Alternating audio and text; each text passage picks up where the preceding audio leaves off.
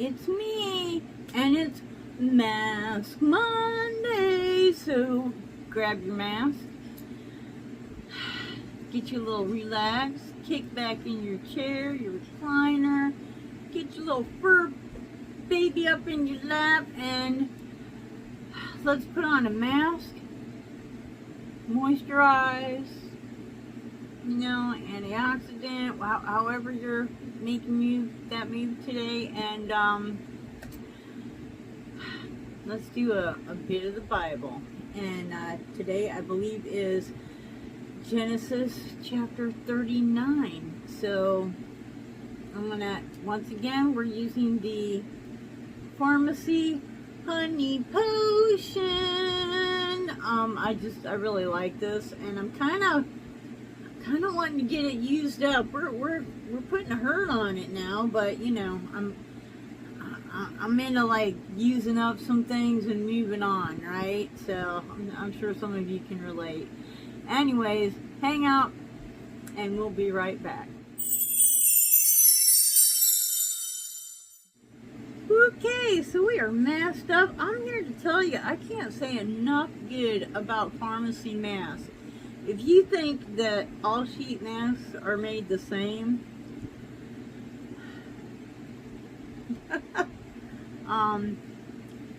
you haven't tried a pharmacy mask, because they are really some superior quality masks that you can feel the difference in one use, and with continued use you can really see a sustained difference. I really do enjoy pharmacy. Okay, what I do with my glasses, right? All right, Genesis 39.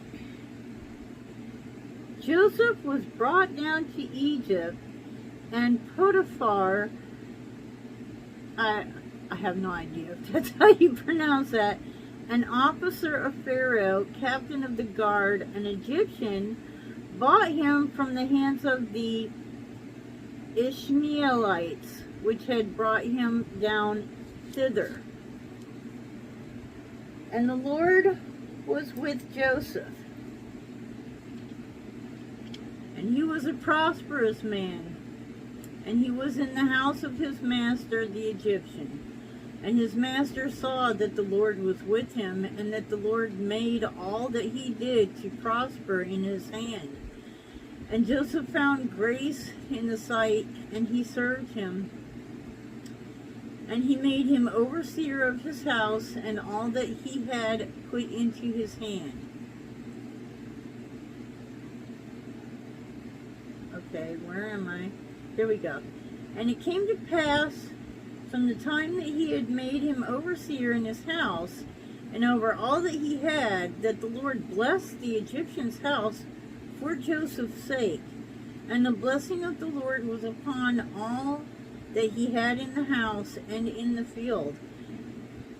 And he left all that he had in Joseph's hand, and he knew not aught he had, save the bread which he did eat. So I think basically what they're saying is this guy recognized the fact that what Joseph did, good things happened, and he was also a good person, and so he gave him more responsibilities, and you know, so forth. You know, he just recognized that this was a good thing. I think most of us can recognize good from evil. Well, I don't know. I don't know. These days in America, it's kind of hard to tell if people can recognize good from evil, but you know, we're trying, right? So Joseph was a goodly person and well favored. So everybody liked him. That's cool. And it came to pass after these things that his master's wife cast her eyes upon Joseph, and she said, "Lie with me." Okay, this is not good. But he refused, and said unto his master's wife, "Behold, my master wotteth not what is with me in the house, and he hath committed all that he has unto my hands.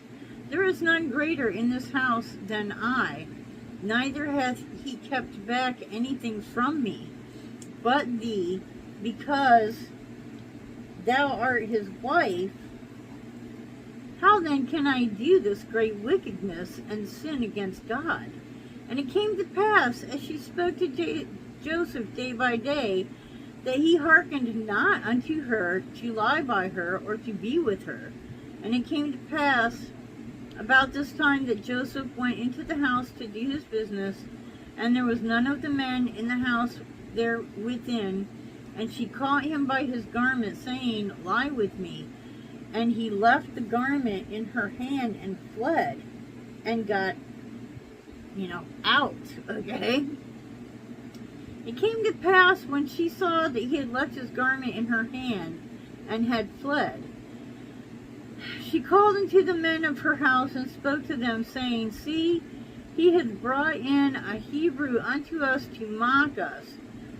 He came in to lie with me, and I cried with a loud voice.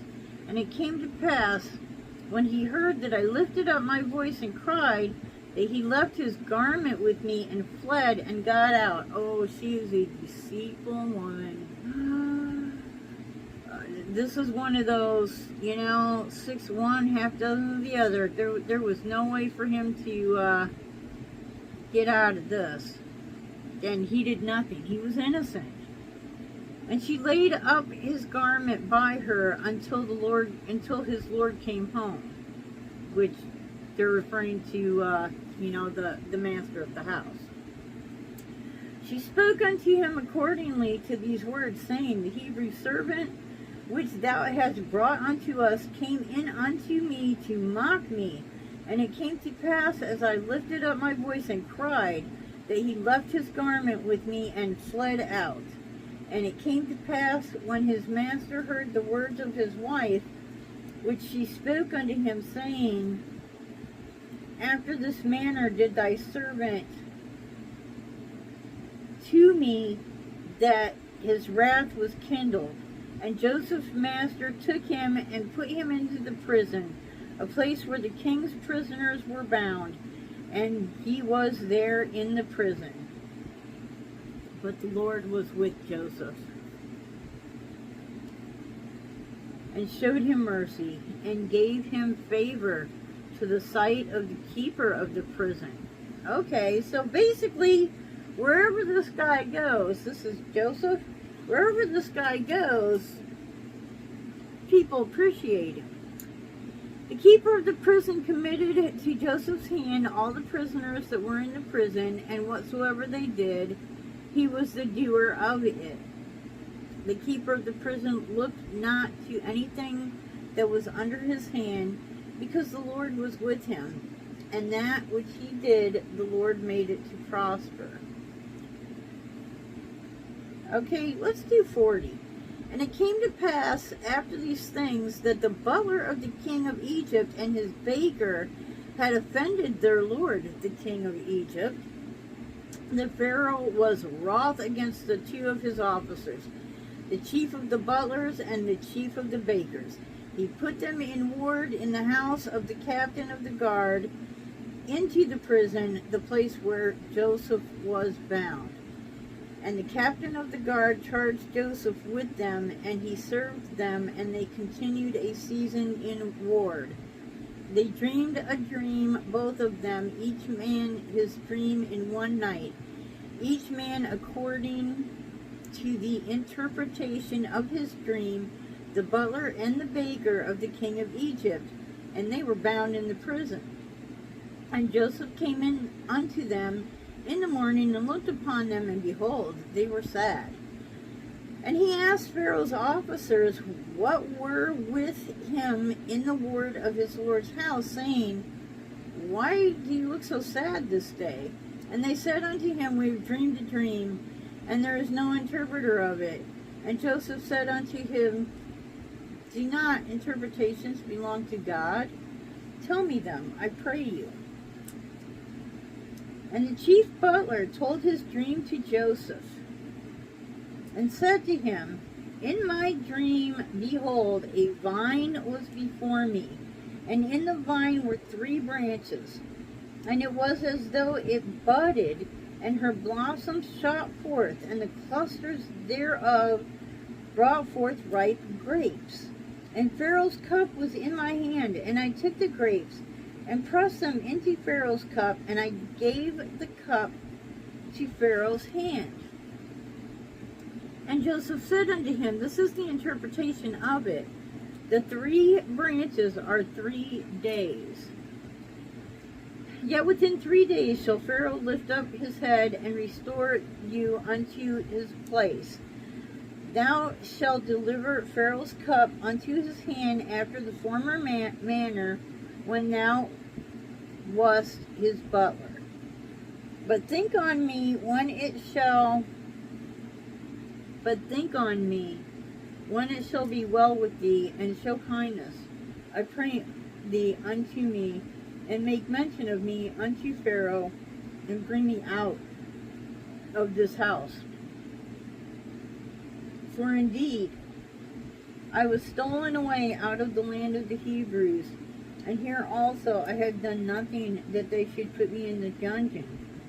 When the chief baker saw the interpretation was good, he said unto Joseph, I also was in my dream, and behold, I had 3 white baskets on my head, and in the uppermost basket there was all manner of baked meats for the Pharaoh, and the birds did eat them out of the basket upon my head. And Joseph answered and said, this is the interpretation. Oh, I have a feeling this one's not going to be good. This is the interpretation thereof. The 3 baskets are 3 days. Yet within 3 days shall Pharaoh lift up thy head from of thee, and shall hang thee on a tree, and the birds shall eat thy flesh off thee. Do you really want to know that? Like, really?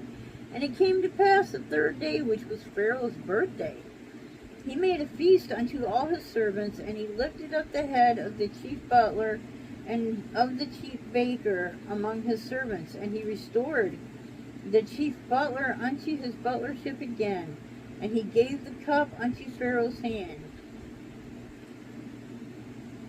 But he hanged the baker, as Joseph had interpreted to them. Yet did not the chief butler remember Joseph, but forgot him.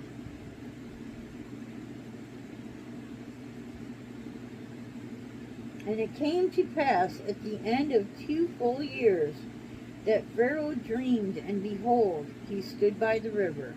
And that's the beginning of chapter 41. So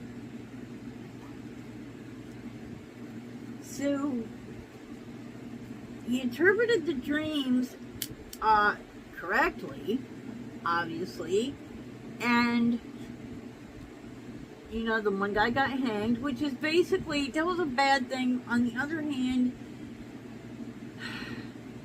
that was a servitude to God, because, you know, God used that action to prove to the butler that indeed these interpretations were accurate. So he didn't, you know, he didn't fail. He still served God, and hopefully is serving God now, etc. But then Joseph said, hey, you know, I'm here totally falsely. I shouldn't even be in Egypt, much less be in prison. So, you know, when you go back to Pharaoh, please remember me, and, you know, help me to, you know, kind of mention me, something, help me to gain some favor so I can get out of here. And the butler got out, and he was so overjoyed, obviously, to be back where he was. He completely forgot about Joseph. But at the beginning of the next chapter, it looks like Pharaoh is going to have a dream, and I'm thinking that's gonna lead Joseph. So we'll see. Anyways, God bless you all, and until the next time, I hope you wake up dancing, ba-boom, boom, wake up dancing every single day. Bye-bye.